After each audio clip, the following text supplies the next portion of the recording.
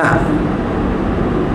একটা কুয়ার ভিতরে মনে করেন একটা কুকুর পড়ে মারা গেল, এখন আপনি যদি কুয়ার পানি পবিত্র করতে চান, মরা কুকুরটা আগে তুলতে হবে, তারপর কুয়া থেকে নির্দিষ্ট পরিমাণ পানি তুলতে হবে, তখন কি হবে?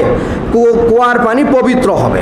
এখন ব্যাপারটা যদি এমন হয় যে আপনি কুয়ার ভিতরে মরা পড়ে আছে, আপনি ওই কুয়ার ভিতরে যে মরাটা পড়ে আছে সেটাকে কুয়ার ভিতরে রেখে আপনি পানি তুলতেছেন, এবার আপনি যত বালতি পানি তুলেন না কেন কুয়ার পানি কি পবিত্র হবে?